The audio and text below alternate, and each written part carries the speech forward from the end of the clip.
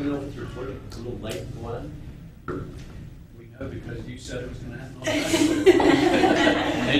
time. That's the only way we know. Uh-oh, let's try this one more time. What do we trust Tom? I don't know. Because we have no choice.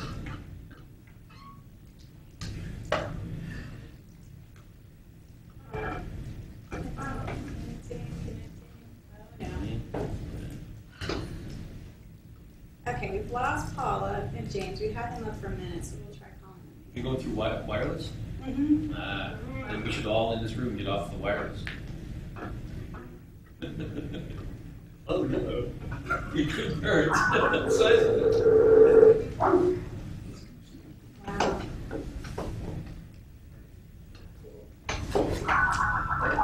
Okay, well, we'll go ahead and get started. It's 1 o'clock, so.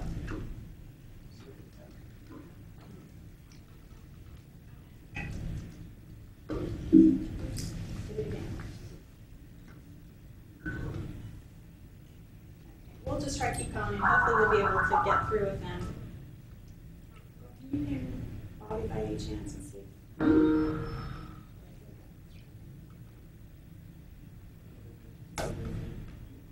Hey gang, sorry we dropped out again. Okay. No worries. All right, so I guess we're up and running, so we'll go ahead and get started.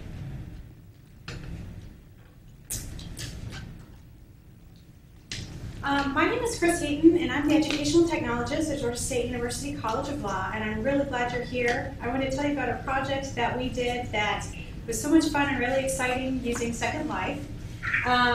With me I have Randy Hughes, who is an adjunct faculty member with the Georgia State University College of Law.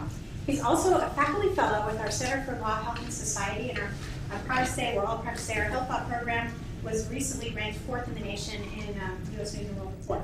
Randy's of counsel with Brian K. Powell Goldstein, LP, and he's a retired practice group leader of the Atlanta Healthcare Group, and his legal practice is focused on healthcare law litigation. He is in Blackberry. He's coming through the speakers. On Skype, let me bring him over here really quick. Hopefully we don't lose him again. I have Paula Christopher, who is an engineer at Georgia State, and she assists faculty and students with instructional technology software packages. They're part of Maine University. I'm at the college level.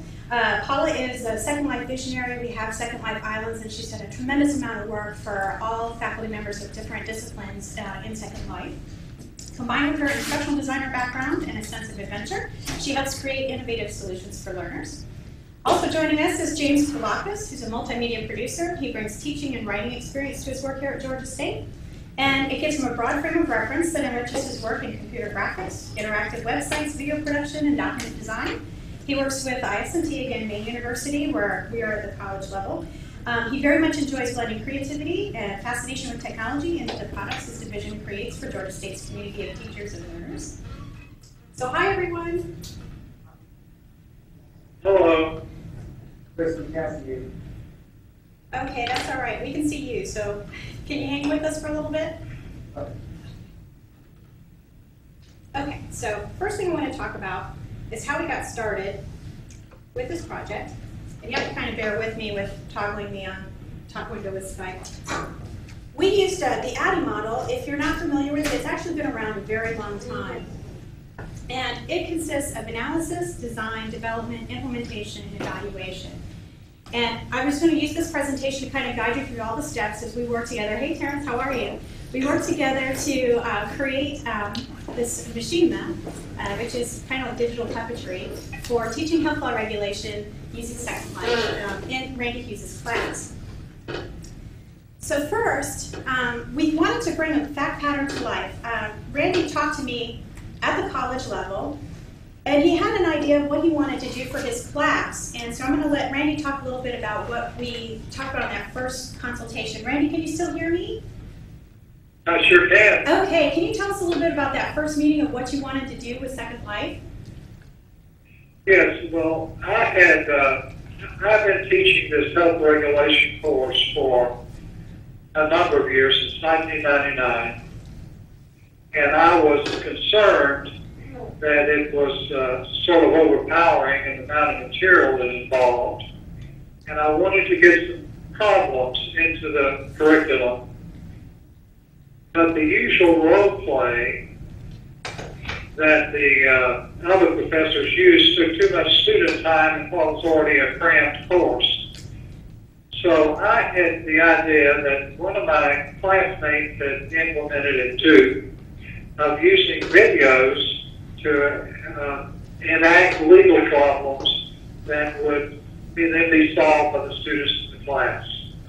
And I didn't have the resources he had because he had a grant and a sabbatical to work with. And so I spoke to Christine and said, is there any way we could use a virtual world to do the sets and the characters for a video presentation of legal problems? And she took it from there. She just lit up, and I thought, introduced me to SecondLife, and I looked at it and thought it might work. And then she introduced me to Paula and James, and it went from there. I'm going to bring up Paula and James now so everyone can see. Sorry you can't see us. Here we go. Let's try this. Well, actually, I'm going to just keep it this way.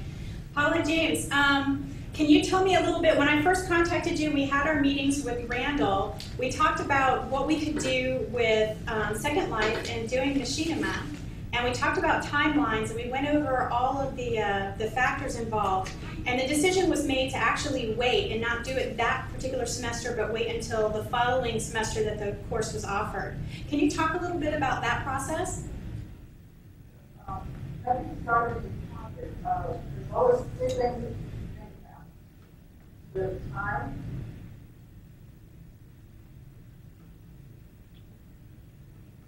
Losing my volume again. Oh, sorry, gang. Hey, Paula, can you hear me at all? We lost your volume.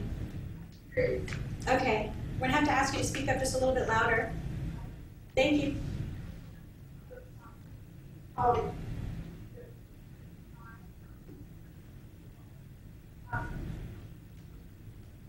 think they need to get closer to the microphone. We want to switch to BTC. Well, I think they just need to get closer to the microphone. Okay. Hey, Paula, is it possible y'all can come closer to the microphone? I'm so sorry.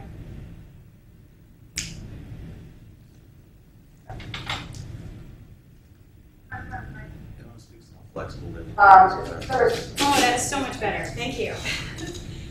so there's three qualities you think that would be good in conflict. Time, money, follow. Because you can have two of those and all three. Then we can do something quick and cheap. Quality will really suffer on account of that. Okay?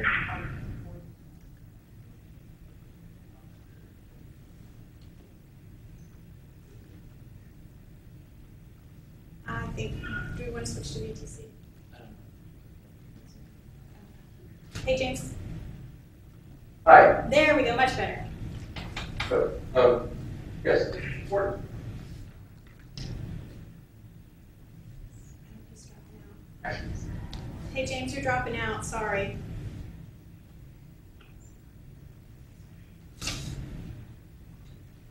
Okay, how about this? Can you use the phone on the wall, dial 39111, and call Bobby, and we'll switch over to BTC.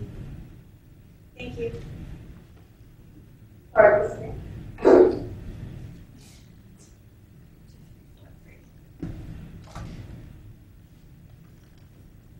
While you're doing that, Christine, you want me to talk a little bit about the process that went on when I met with Paula and James?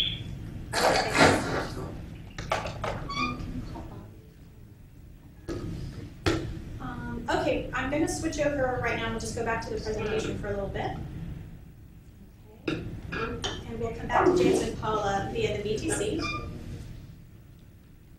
Okay, so a little bit about Machinima. So as talked about the analysis of the project, we had to figure out what we wanted to do and what was going to be the best solution for Randy when he was teaching his class. So in the process, we talked about Machinima, which is, if you don't know what Machinima is, it's basically using a virtual world or video game software to create videos. And so that's what we did, as I mentioned earlier, hearing Randy talk about that. And so we looked at the different options and how people were using Machinima. It's grown so much, this genre, that over the last 2 years, you're starting to see in film festivals, the actual competitions are including, categories for Machinima. So think of it as like digital puppetry. We contacted Paula because she was the expert in SecondLife, and so we had to work together across campus with several people. So we had Georgia State University, the main university IT department, which was Paula and James, who you saw on the screen, and unfortunately can't quite hear yet. 10 more seconds. Okay, oh, no problem. And then when we decided that we were going to do this, we were like, okay, we can use SecondLife as a virtual world to create the sets, create the actors, and use it for the puppetry to record. What we needed to do was get actors for voiceover, so we thought we'll reach out to Maine University again. So we hit up our theater and film department, and we did auditions, and we actually had student actors from undergrad come out and voice the character actor parts. Okay. You can switch between them. Okay. Gotcha. Okay. Hi guys, this is so much better. Can you hear us now? We can hear you. Okay, yay, now we're stable. Woo, okay.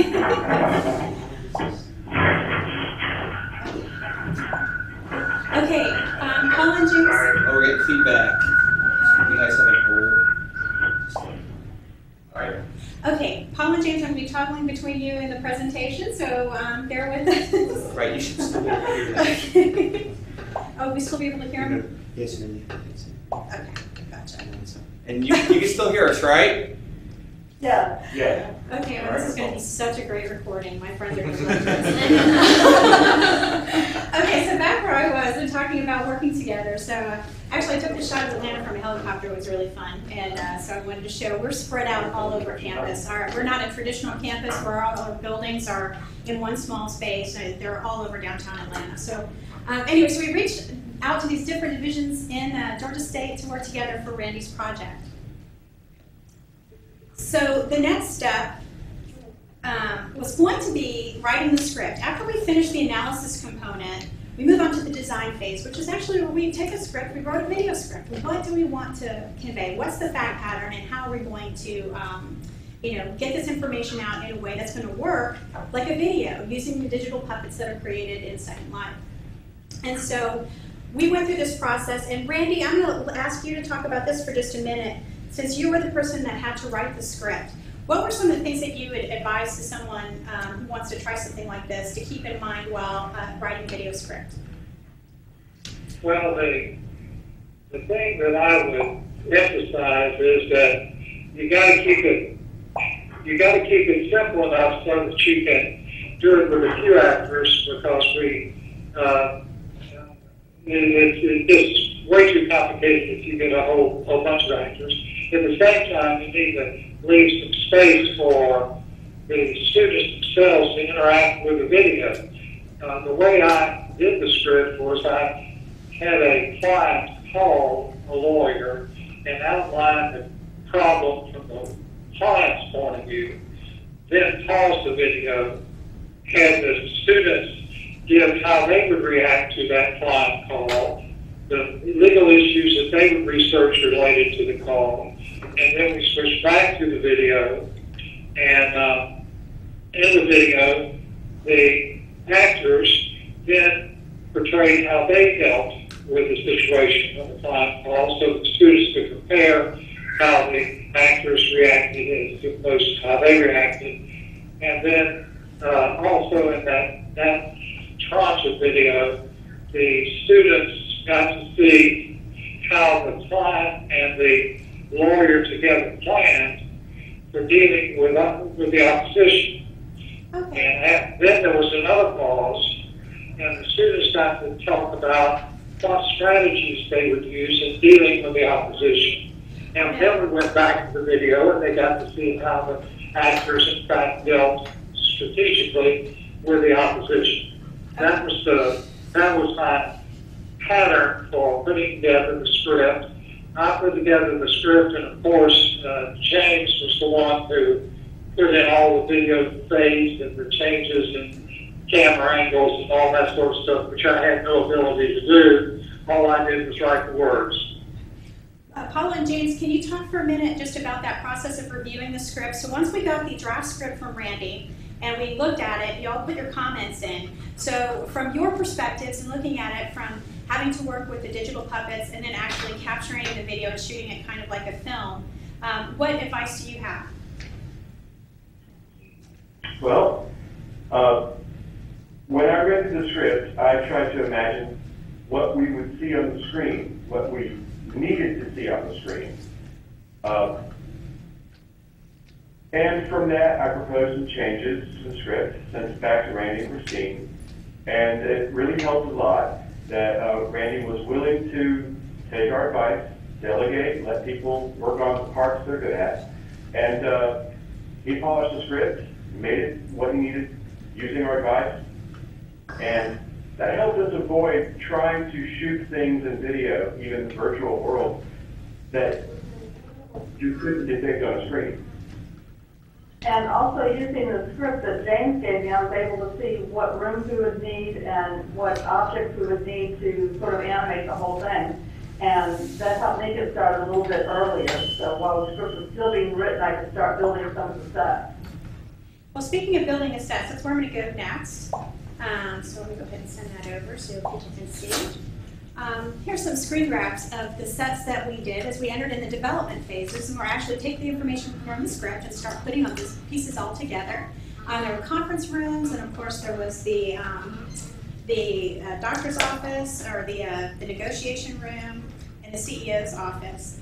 And Paula, can you describe how you built these sets? Well, most of the objects in there we either picked up from freebies and just kind of modded them to what we needed. If we couldn't find it, we built it, or we spent very little money to buy some of the animations that we needed. Things are rather cheap in Second Life if you shop around. And these sets are going to be very good because we've now got them in inventory, so when Christine comes to us next summer or spring and says, I need another one, we can just whip out the room and there we go again. So we're all set. The next stage was building the avatars and creating the avatars for the Machinima. So Paula, when working with the avatars, can you describe how easy it is to make changes? Everything is on sliders, and you can give them big ears and no hair, and a bigger nose and a paunch, so you can make them look like Mr. and Mrs. America. So for some of them, I would pull up a picture off the web and try to duplicate it so I could get more of a natural look rather than the model look that you see a lot in Second Life. So it's really kind of fun. Okay, the next thing we had to do, we auditioned the voice actors. We found it was an easy process. The great thing about doing this is you don't have to have everybody in the same room to do the scripts. You can record the individual components, and then James can actually pull them into Second Life, so no one has to be there simultaneously. So for the auditioning process, we just had students come in, we just used a regular MP3 recorder and recorded them, put the snippets together, and then we all met to decide on which voice would be used. And we had a lot of response from students, so we wanted to include as many of the students as possible. So in addition to doing the primary character voices, we wanted the students who maybe didn't get the one of the primary roles to be able to do what's known as looping group audio, which is all those wonderful noises you hear in the background, like hospital intercoms and people walking in the corridors. So that way all the students who responded to the auditions all had a part to play, so they all got to participate. Randy, can you talk a little bit about your opinions on how you came about to choose the primary characters, or what your thoughts were? Well, if you're asking me what my primary thoughts were about the design of those characters, I was just blown away. I thought the senior lawyer who was designed was just a caricature of what all senior lawyers look like. I mean, it was great. I loved it. And the young lawyer was a beautiful young woman, which I thought was a good commentary on the fact that most of our graduates these days are female. And the other two characters, which were a doctor and the CEO, they were just so typical of those personalities. I was I made no changes to any of that. I made no suggestions to change it because I thought it was so well done up front. The next step was to actually record the audio, and so I'm going to talk to James a little bit about that, since he's our multimedia producer and he did such a fabulous job with everything. One of the things I was stressing on this presentation that I want to get out to everyone was reaching out, the way our organization is structured here at the college level, reaching out to university and talking to the technical people there, because they have access to resources that are amazing, like SecondLife stuff that they're already building for other disciplines. So how can we get involved and be able to take advantage of that and use that for teaching and learning? So one of the things they offer is they have an actual podcast studio and an instructional center right around the way. It's called The Exchange. And this is where James actually recorded our student actors when they came in. So let me go ahead and bring James back up again. Hi, James. Can you talk a little bit about how you recorded the actors? Yes. It was important that we finished our changes to the script and locked that script. You mentioned during the process of reviewing the script that we recorded a run-through. That was important so that we would have an idea how these lines sounded when people spoke them. Sometimes we had to change a sentence or a word so that it was either more natural sounding or just possible for someone to be able to say a lot of P's and D's together, that sort of thing. We wanted to record the audio in that podcast studio, and it was important for sound quality consistency that I always use the same space and the same microphone in the same place, as much as possible. It's good to plan for disaster. I did, and we faced one. The iMac that we use for podcast recordings wasn't working that day. I had brought my own recording gear, and we used that. I used Fostech's MR8 portable audio recorder. I recorded in the highest quality that I could, so that if I needed to edit it or change it, and I would have the clearest, cleanest audio possible. I think that just about covers that, except the part about working with the actors. I don't have a lot of experience working with actors, so we looked to guidance from Dr. Hughes early in the project and from Christine during the recording. And I basically just coached the actors on maybe restating a line, because as I listened on a headphone while recording, I might think a word wasn't clear or two. But I didn't really have a lot of advice for how to act in character. I left that up to the other folks. It's important to delegate things to the other members of the team and let them handle those things. Okay, thanks. Next thing we're going to talk about is actually crafting Machinima. There's James in the exchange on one of the maps in there. And then here's just some screen grabs you can see from different scenes in Machinima. And so, James, can you talk a little bit about putting it all together, the tools you've used to actually do the digital puppetry with Paula, and actually manipulating the avatars, shooting the scenes, changing the shot angles, and so forth? Yes.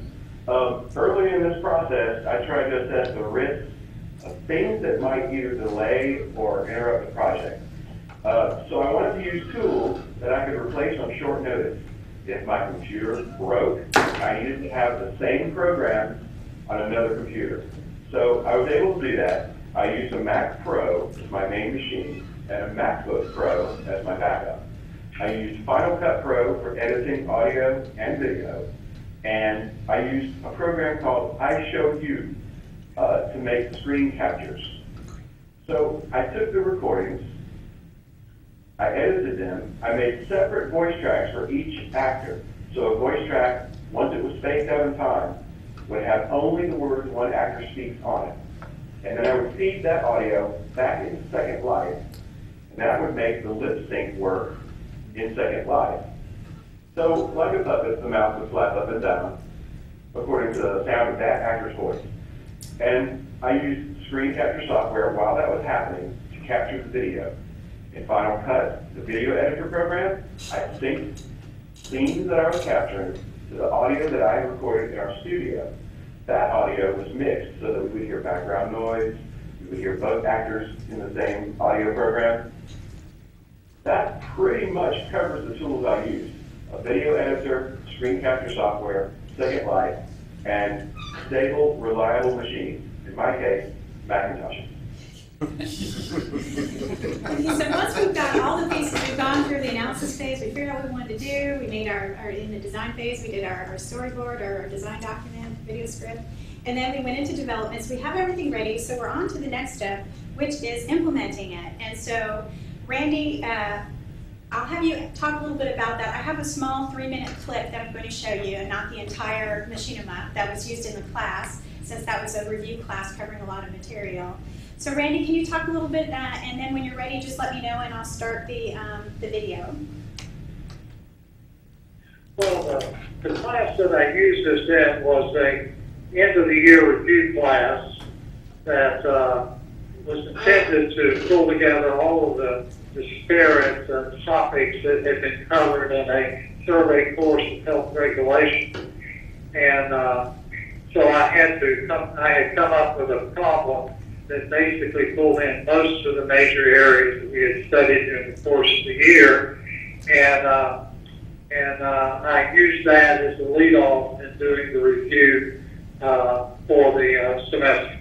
That was the whole purpose of this video. Okay, and I'll go ahead and get started with that.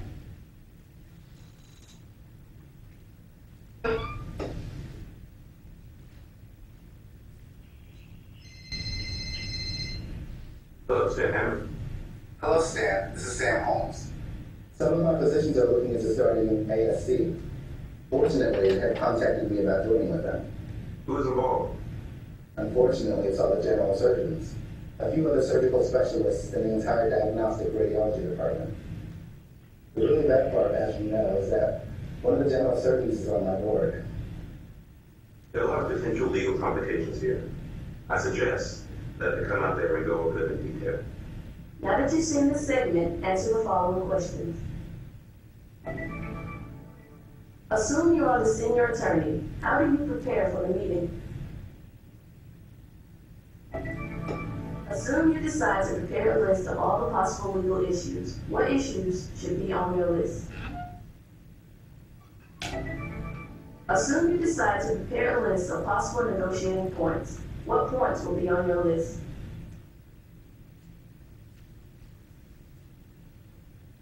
You can invoke the covenant not to impede and trust other radiologists. You can use the participation of the board members against them. You can throw a monkey wrench into their planning by raising the anti-kickback issues. And finally, you can oppose the certificate of need application. Each of these tactics has potential to come up short. Well, that is quite a list, but I don't think I can employ any of those strategies.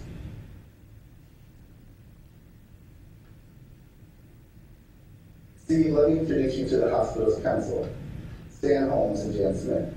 Doctor, it is a pleasure. Doctor, glad to meet you. Happy to meet you. Steve, I was pleased that you folks asked the hospital to participate in your deal. I have asked our counsel to discuss with you how we might go about doing that.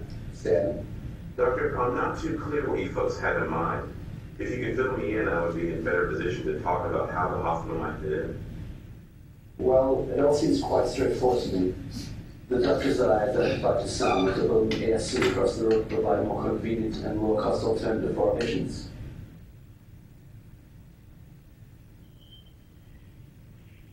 There would also be an anti-kickback and a stock law problem that the hospital puts more into the deal than it was getting out on a fair market value basis. The stock law could prohibit the hospital billing for any referrals from the investors if everything is not handled on a fair market value basis. In other words, the hospital would have to get a percentage of revenues commensurate with its investment.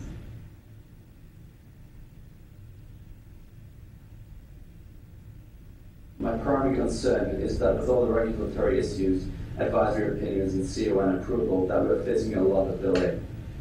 Well, since we would need a CON to get licensed and that will take time, we can try to handle these other matters while the CON process plays out. Even with no opposition, which we can assume, the CON process will take a while. Anything else we need to discuss? Yes, certainly back to the tax issues. The income that the hospital gets from this project will not be tax exempt unless it has sufficient control to ensure that the ASC is operated in accordance with its charitable purposes. So that's just an example of some of the things that they showed in class, and this generated the discussion. And Paula and I were very lucky to be able to, Randy was nice enough to let us sit in the class, so we got to actually watch the students and their interactions and hearing them shout out what the issues were and what their solutions were.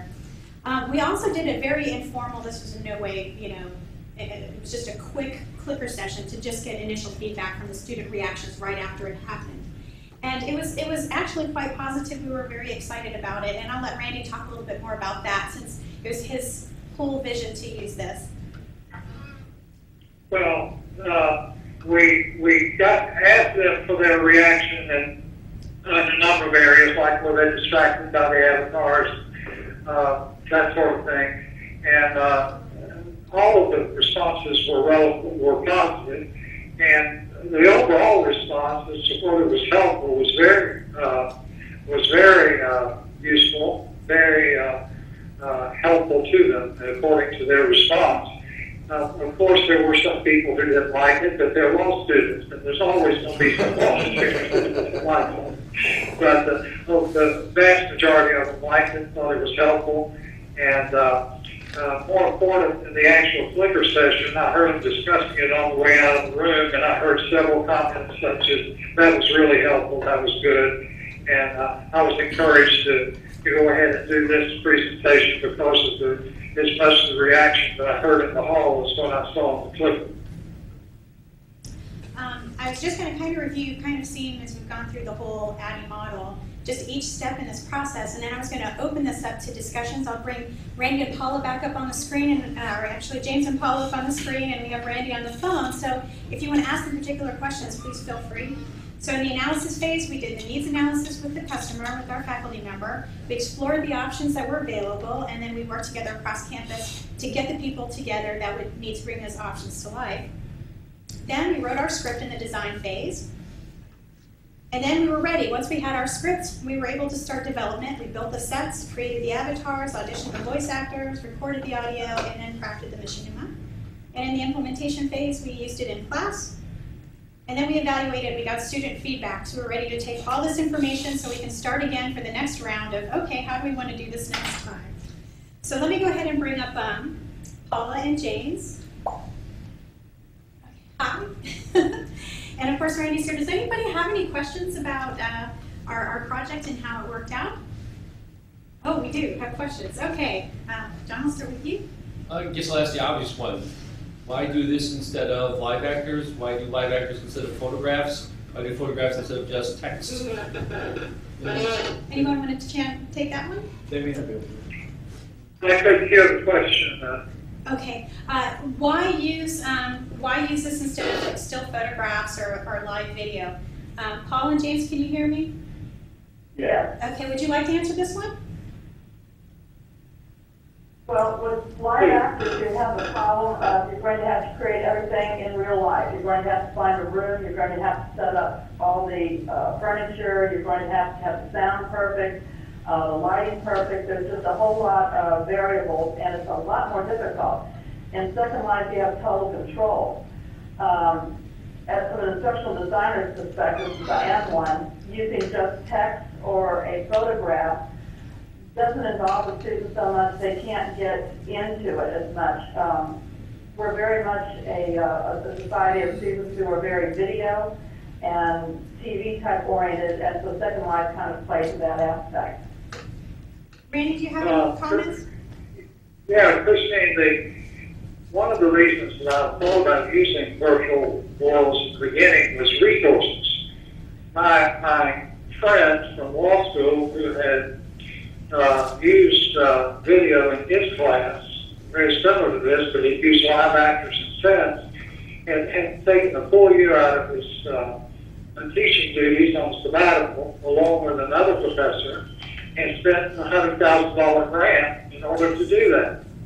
Well, we didn't have a $100,000 grant, and we didn't have a year of our life to spend on this, and this allowed us to accomplish the same effect with a lot less resources expended. That was my reason for doing it. And you had a question? Yes. How much did it cost, and do you have any plans to make this module or segment available to other students? As far as costs go, from our time, it was really mostly labor. I don't know if any Linden dollars. Did you have to use Linden dollars, Paula? If it was under 100 lindens, which is about 50 cents. It's really actually the labor of the parties involved. And I guess the good question would be, I had a very easy role in this project. I just met with our customer, and I got into the right people and just wrangled meetings and coordinated timelines. Since Paula and James did most of the development and Randy wrote the script, I think it's best to ask them, how much time, as far as labor-wise, did you have to do to actually create this? And we realized we're not their only customer too. When you're working with the university, they have other customers they have to deal with, so you have to work around their schedules. Well, from my perspective, those resources were already in place. Paul and James were there to provide exactly this kind of support. There was no additional expense for their salaries or their time. They were there to support me and others with similar type resources. It was just making use of existing resources and not having to have additional expenditures. Yeah, Paula, James, how much time did you spend each in doing your parts to make this come to life? I didn't keep time logs. I think I spent a lot more time going over the script and the audio recording than shooting the video. It saved me a great deal of time that Paula, the expert in making avatars and costumes, built those things for me. I adjusted them to suit maybe the frame in a shot and made those changes before I began shooting. I suppose I probably spent as many as 60 to 80 hours total once we had recorded, well, no, including the voice recordings. And my time was probably about the same because the setting of the stuff, creating the avatars, the costumes, some of the animations, but a lot of that's now reusable so that every time I can save on the next project. So still about 80 hours. And my thought was we would use one of these this year and hopefully another one next year and build a reservoir of them over time and therefore be able to use existing resources without adding any additional in order to get this done. Yes, ma'am. Question? Just the eventual length of the complete segment, was this an hour or how long was it? Well, it was structured in 3 parts, so he could start and stop the segments and ask the questions that were after each segment for the student. But the class session, how long was the class session in total, Randy, for the review? It was about an hour, counting all the student input and the use of the video. But a lot of that time was taken up with student input and discussing their input. And Paul and James, what was the total runtime for the video, if you can recall? I'm not positive that I recall it now, but I'm thinking it ran to almost 20 minutes, maybe just under. Yes, ma'am. Did you cover how long it took from inception to completion to create it? Oh, the inception, again, we decided to postpone when we first met to discuss, okay, how we're going to do this. We discussed the timelines, and again, Paula and James are resources at university level, so they have other customers. So based on their schedule, rather than rush through it and try to get it done in time to have it for the spring class, we decided to wait until he offered the class again. And then we met again that November, and before the December break, we talked about it. And then in January and February, we recorded all the actors, and they started building, and then we used it in class. They were finished in the end of March, and we used it in class in April. Yes, ma'am. What was the response from your learners to receiving the content presented using SecondLife? We showed some screens with the initial results from the clicker responses of how they reacted to using SecondLife Machinima in the class. But I'll let Randy answer the question since he's the faculty member on his thoughts on how the learner reaction was for the review session with using this tool. Randy, what can you say about that?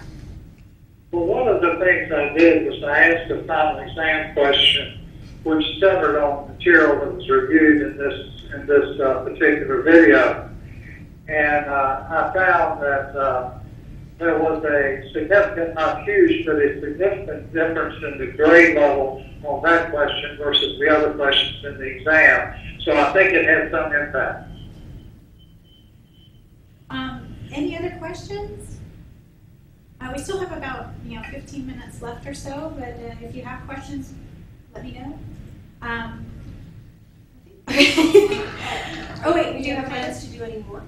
Actually, Randy mentioned that he did want to do another one. I guess the thing would be to promote it and get it out there and see what other faculty members are interested from the law side.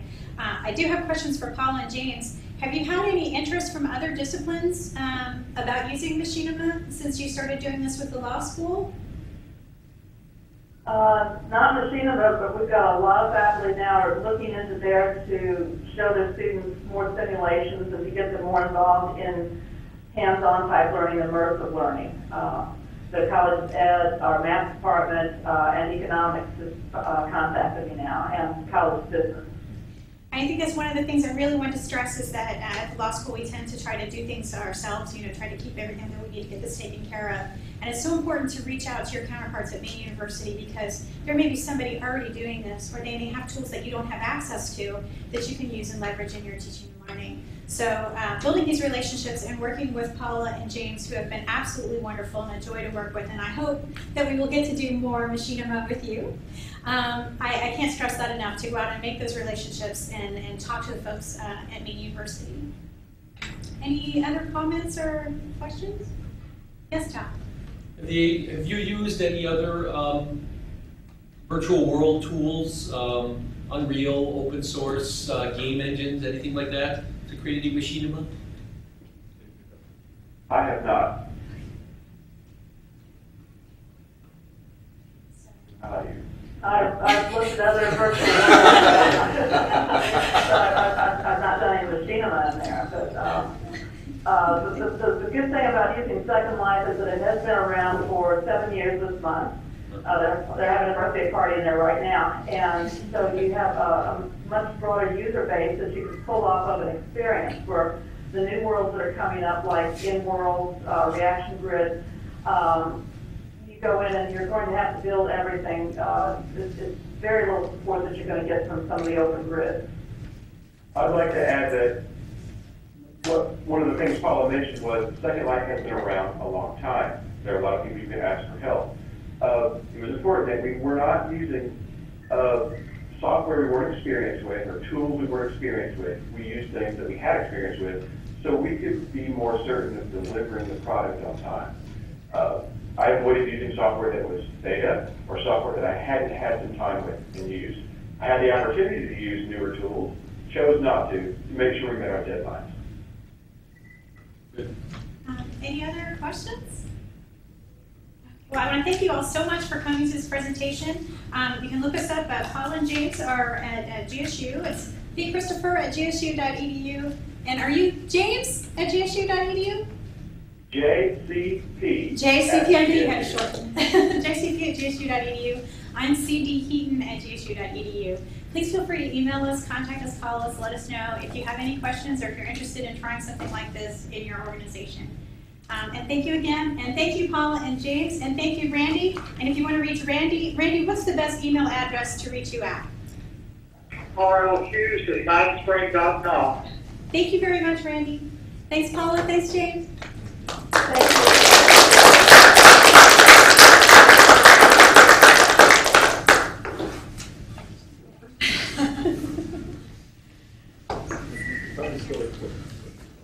Thank you, Christine. Are we all? Not yet, but let me go ahead and shut everything down.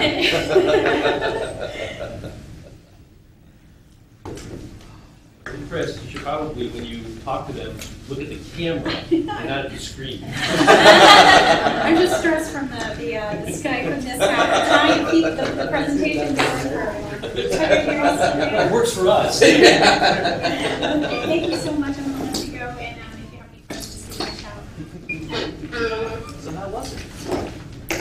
Okay, thank you.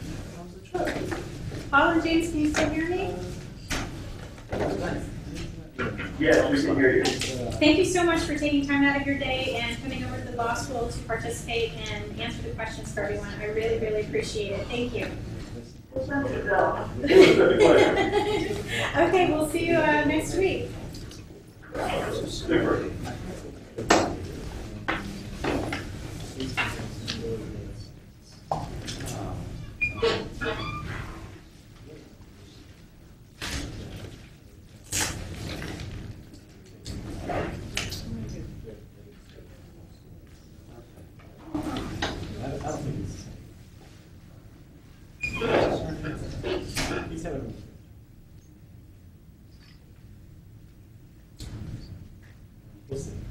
I made all the letters. Well, I was listening Saturday morning.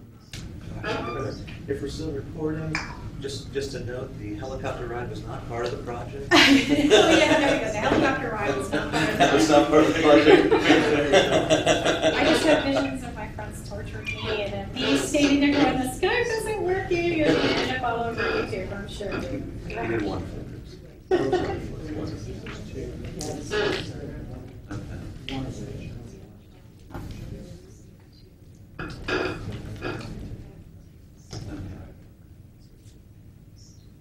That makes sense.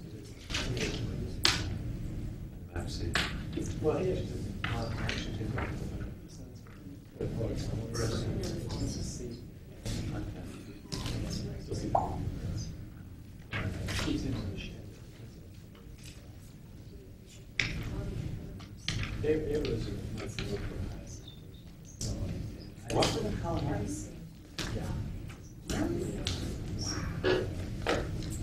was I've worked with Benny jumping, almost being completely submerged in the snowdrift.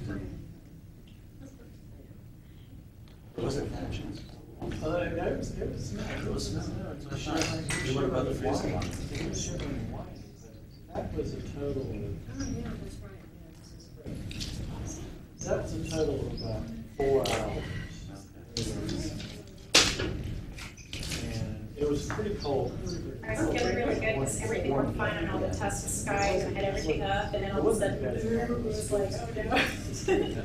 Redundant systems are a good thing. Yes, indeed. We did the first one. It's original. Good, right?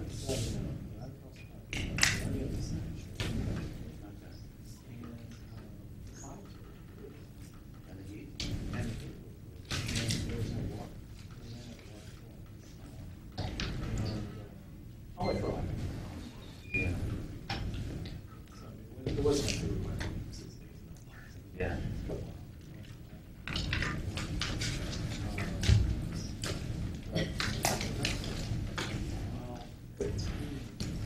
crossed.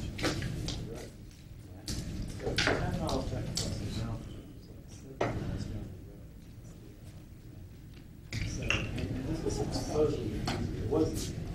So I was just going to give up and go back to the street. So I did everything. Everything I did. Simulations. All the So what do you think, Tom? Near the You rest. like it? Yeah. Yes. Wasn't sure where to answer that. So, I guess it's actually. I figured. So from about mile 16 to about 24. I think it was around 2 hours.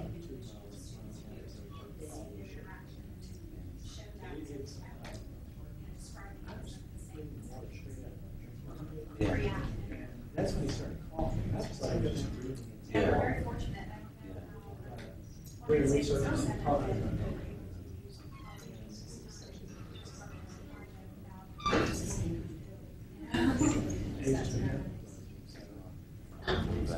Well, Well, the idea of simulations. No, he's an old if dog. you're going to all that trouble, though, Yeah. he's He's an old dog. do something. This is a great Massive car crash. I wasn't Building collapse. That's all the lawsuit. No way you're going to do that. You didn't speak with me. Okay. I got my friend. Okay. I that I want to do. That's right, that's right. So this way, I think, and these kids are interested in it, where, you know, the characters are looking like people, fantasy world. Well, that's the thing, you gotta think of Second Life as a toolkit, not as adult bookstore. Or is it just Or a zoo. Or a combination of the two. Self-service. Yeah. People, there's, you know, a few different ways to use it. You can customize it. But if it works for you, it's easy. Yeah. Use the standard tools and get it to set up. Just how much you or how much do people come up and say, well, I wanted to stand on the head and whistle. Exactly. You know, you can maybe do that, but How much time it comes time to do it. Did you check on this committee? I have not. They said they were calling me. So I'm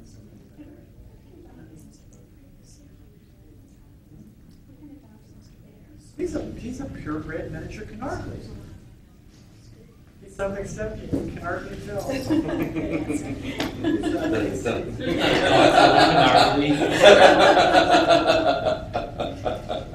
I can hardly tell. It's even Dachshund Chihuahua. Oh, no, I'm just so glad you're here. I'm And blaming, moral support is a good thing, and referral to the I'm rescue. blaming Delta on it. It was supposed to be Well, much earlier. I have a presentation ready for the next one, so I just haven't posted it because I can't post the show presenter, so okay. I'll have to get you to do that. So Benny and I have great hikes, just not great hikes just before cattle. Maybe that's the trick. Don't take him hiking just before cattle. Well, he did good in Colorado last year. He did okay. Yeah. We got a bus kid, but he survived it. He went on a hike the next day in that big hiking park in Boulder.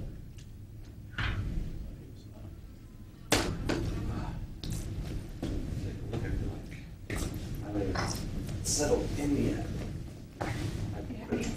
No, How's Emily doing? She's doing fine. She's a bit overwhelmed. She's having her red dot training today. Oh, cool. She's been working with Jim and Joseph on various things.